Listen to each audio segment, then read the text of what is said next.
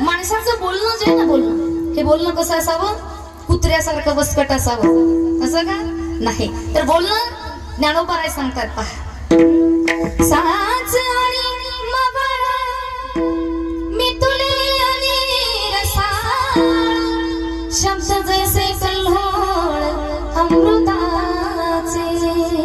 कसं असलं पाहिजे? साच आणि मवाळ. आता एकतर 7 दिवस झाले मी बोलतेय, त्याच्याही अगोदर पासून 4 तारखेपासून बोलतीये आणि आज त्याच्यात महाराजांनी एक पट्टी वाढवली. नेहमीचा माझा सूर काळी 2चा असतो, त्यांनी पांडे 3ला लावला. म्हणजे आणखी थोडस मला ताकद लावावी लागते. पण चला, भगवान भोलेनाथ पाठीमागे आहे, नाही का? बोलणं कसं असावं? तर साच म्हणजे सत्य आणि मवाळ म्हणजे प्रेमळ गोड. खरंही असावं आणि गोडही असावं. पण बऱ्याचदा खरं वाटतं असतं ते गोड नसतं, जे गोड असतं ते खरं नसतं. कटू सत्य ज्याला म्हणतो. जे खरं असतं ते कडू वाटतं आणि जे खोटं असतं ते गोड वाटतं. आणि आज समाजामध्ये खोटा कारभार जास्त चाललेला आहे पहा. खोटं सगळं लटीक येते रुचे, साच कोणाही न पचे. संत महात्मे सांगतात, लटकं खोटं कोणालाही आवडतं, पण बोलणं हे खरं असावं आणि बोलणं गोडही असावं. हा वाचिक नियम आहे. आता मानसिक नियम कशाला म्हणावं? तर माणसाच्या मनामध्ये नेहमी चांगले संकल्प निर्माण व्हावे आणि चांगले संकल्प निर्माण होण्यासाठी मनामध्ये सतत नामस्मरण असावं. ज्याच्या मनात नामस्मरण आहे ना, त्याच्याच मनात चांगले संकल्प निर्माण.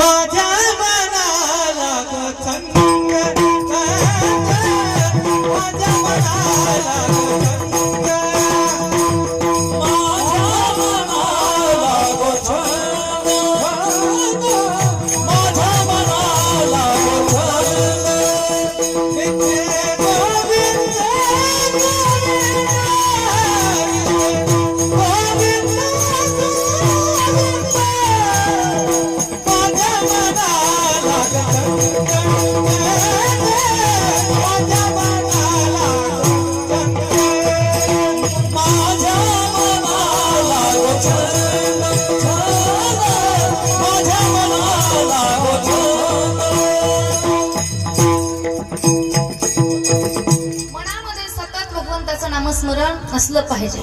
मनाला नामाचा छंद लागला पाहिजे. पण मनाला नामाचा छंद तेव्हाच लागतो जेव्हा मन हे स्थिर असेल.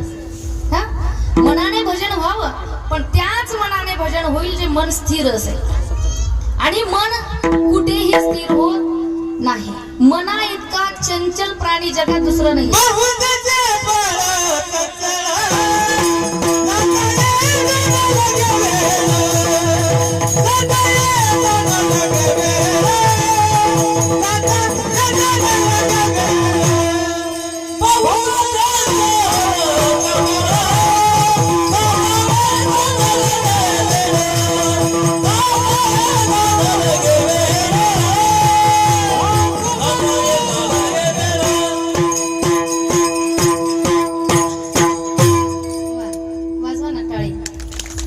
दमल्या का तुम्ही?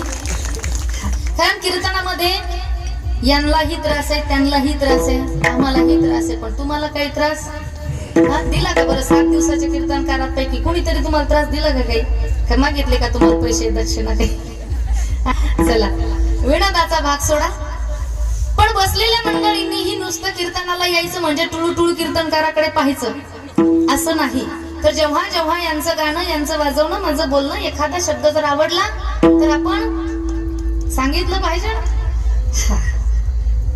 तुम्ही सांगितलं पाहिजे, महाराज भालेकर महाराज छान गायलं, मते बाबा छान गायलं, मुकुंद महाराज छान वाजवलं, तुम्ही मापारी ताई तुम्ही बाकीचं नाही पण एक शब्द चांगले बोलले बा. हा, असं तुम्ही आम्हाला सांगितलं पाहिजे. मग इथे येऊन सांगणार का? नाही. तर तुम्ही काय करणार? तुम्ही जर टाळी वाजवली, दोघांचा फायदा आहे पहा. तुम्ही जर टाळी वाजवली ना, आम्हाला आणखी छान गाता येतं पुढचं. तुम्ही जर टाळी वाजवली तर आमचाही फायदा आहे. आणि तुम्ही जर टाळी वाजवली, शेजारीन जर डुकल्याच घेत असली बा, तर तुमच्या टाळीच्या आवाजाने तिची डुकली जाते. म्हणजे दोघांचाही फायदा आहे की नाही? म्हणून टाळी वाजली पाहिजे. चला, मन चंचल चपळ जाता येता न लगे वेळ. मनाला जायला आणि यायला वेळ लागत नाही, एवढं चंचल असणारं मन आहे. मन 10 वस्तू चंचल सांगितल्या शास्त्रामध्ये. मनो मद करो मेघो मानिनी मदनो मरुत मा मद्दो मद करो मत्सो मथा मकारा दश चंचलाहा. या 10 चंचल वस्तू सुभाषितकाराने संस्कृत मध्ये शास्त्रामध्ये सांगितलेल्या. तर 10 चंचल वस्तूपैकी पहिलं मन सांगितलंय. मनो मधुकर. मन हे 1 नंबरला चंचल आहे. मनाने जर ठरवलं तर मन चांगलंही करतं, मनाने ठरवलं तर मन वाईटही करतं, नाही का. मनाने जर ठरवलं तर आता जाऊन पंढरपूरला जाऊन दर्शन घेऊन परत इथं येऊन बसतात. ज्यांनी पंढरपूर पाहिले ते जाऊन आले ना. बघा एवढं चंचल आहे. पहा 600 किलोमीटरचा प्रवास करून रिटर्न आलं ते. वाऱ्यापेक्षाही मन चंचल आहे, वेगवान आहे. आणि मनाने जर ठरवलं तर देवाकडे जाईल. आणि मनाने जर ठरवलं, आता कोणती मालिका चालू असेल रात्री ऐकलं ना, तर मन घरी जाऊन टीव्ही पाहून येईल, सांगता येत नाही. हे मन आहे.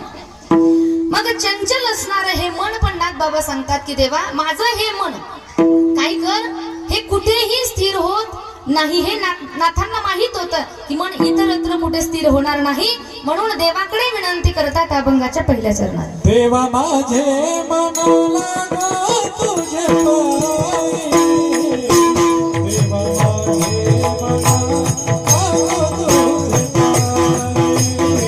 पायी, देवा माझे मन लागो तुझे पायी, देवा